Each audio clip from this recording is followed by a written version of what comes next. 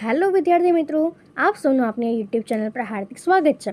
તો આજે હું તમારા માટે લઈને આવી ગઈ છું ધોરણ 11 વિષય ઇંગ્લિશ યુનિટ 7 એના વોકેબ્યુલરીના તમામ પ્રશ્નોના ઉત્તરોની સમજૂતી, તે પણ આપણી ઇંગ્લિશની નવી બુક પ્રમાણે. તે પહેલાં તમે જો આગળના વિડીયો ન જોયો હોય તો જરૂરથી જોઈ લેજો અને આપણી ચેનલને લાઇક અને સબસ્ક્રાઈબ જરૂરથી કરી દેજો. તો ચાલો આપણે વોકેબ્યુલરીના તમામ પ્રશ્નોના ઉત્તરોની સમજૂતી મેળવીએ. તો અહીં આપણી વોકેબ્યુલરીનો ફર્સ્ટ ક્વેશ્ચન છે, tick mark the word which can be the best replaced with the underline words.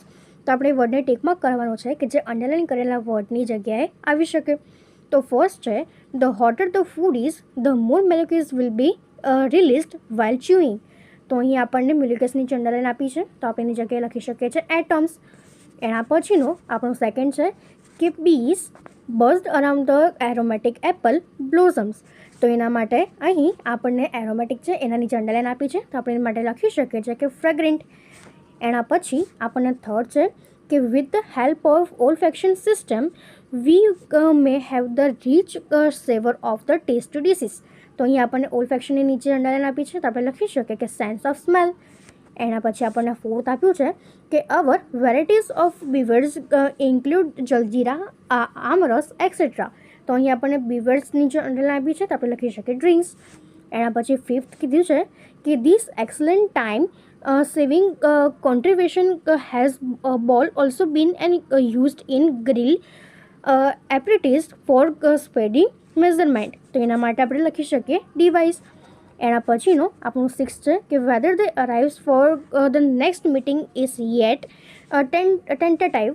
તેના માટે આપણે લખી શકીએ કે અનસર્ટેન. એના પછી સેવન છે કે the evidence point to conjunction that they were part of meditation race. તો એના માટે થશે એઝમ્પશન. એના પછી હવે આપણું સેકન્ડ ક્વેશ્ચન છે, tick mark the word the most opposite meaning. નીચે આપણને વર્ડ આપ્યું છે એમાંથી ઓપોઝિટ મિનિંગ શોધીને લખવાના છે.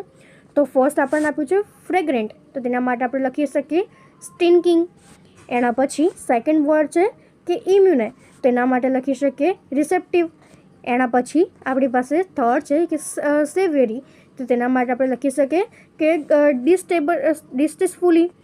એના પછી આપણી પાસે ફોર્થ છે કે ડિફરન્ટલી, તો તેના માટે આપણે લખી શકીએ કે associate.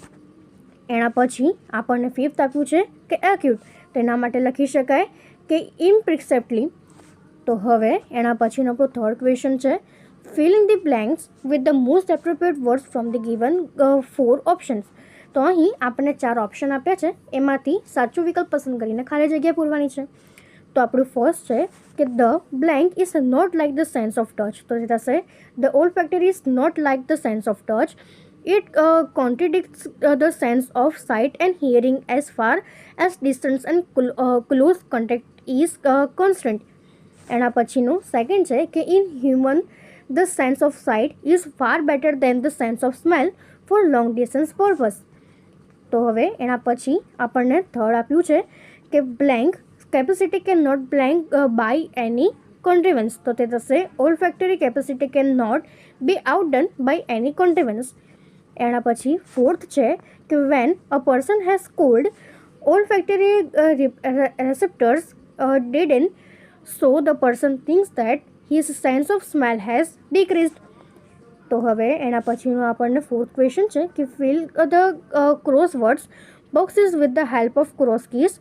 The number of letters is mentioned in the brackets.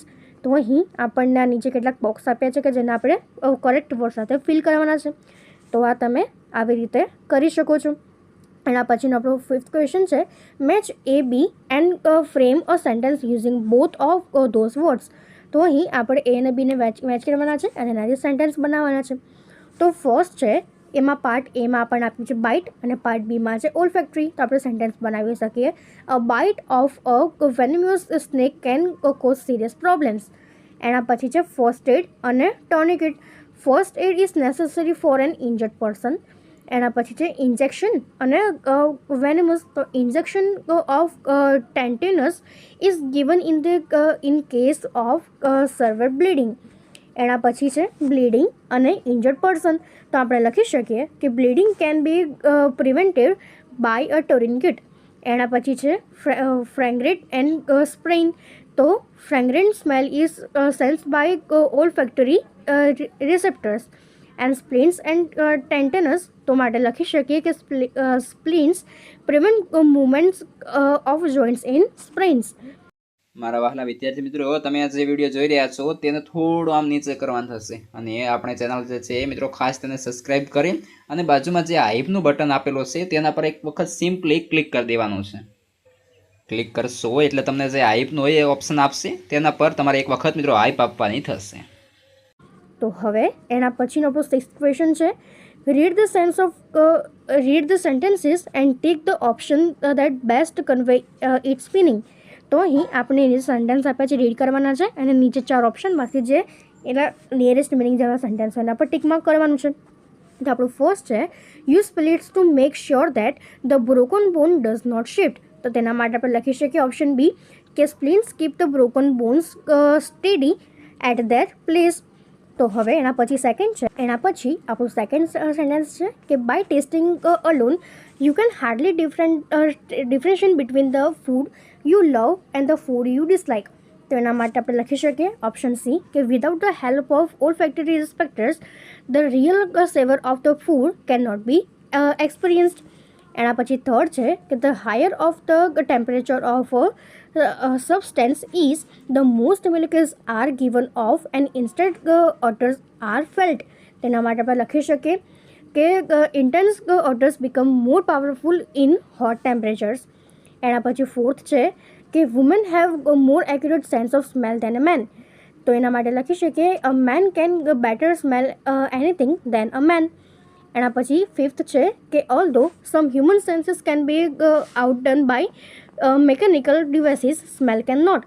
તેના માટે લખી શકાય we have cameras, microphones, speakers, touch screens, but we don't have any machines which can smell. એના પછી હવે આપણું 7th ક્વેશ્ચન છે કે ધ સેન્સીસ. તો આપણને કહ્યું છે in 2 group right 3 or 4 short sentences for each of these things to describe how they look, taste, smell, feel or sound. An example, it tastes sweets, it feels sickly. તો આપણે આ રીતે લખીએ. તો કોન્ક્રીટ it looks dusty. એના પછી છે કે send paper it feels rough or dusty. Hair it looks oily, it feels smooth. Diamond it feels hard, it looks beautiful and exciting. Cologne it looks lily. Lemon it tastes sour, it looks round. Baby it looks cute. Brick it feels cold, it is dusty. Ice cream it tastes sweet, it feels cold. પછી છે porridge, તો it feels hot, it tastes tasty. એના પછી છે curry it looks spicy, it tastes hot. Garlic it tastes is bitter. એના પછી છે roses, they look beautiful, they feel smooth. Raw fish it smells strongly bad or stinks. એના પછી છે antiques, તો they look gorgeous. Take turns to read out a description for the other group to guess what you are describing. Work in your own. Write a description of 2 things and see if the class can guesses what they are. તો અહીં આપણે જે લખ્યું છે તેમાં આપણે gas કરવાનું છે, અને જે બીજો ક્લાસ છે તે લખશે. તો એમાં આપણું ફર્સ્ટ છે કે it looks black, it sounds harsh, તો તે થશે ક્રો. એના પછી છે it looks white, it feels soft, it taste sour, તો થશે કર્ડ. એના પછી it looks red, it taste is hot, તો થશે ચીલી. એના પછી છે it looks like a box, it sounds melodious, તો થશે હાર્મોનિયમ.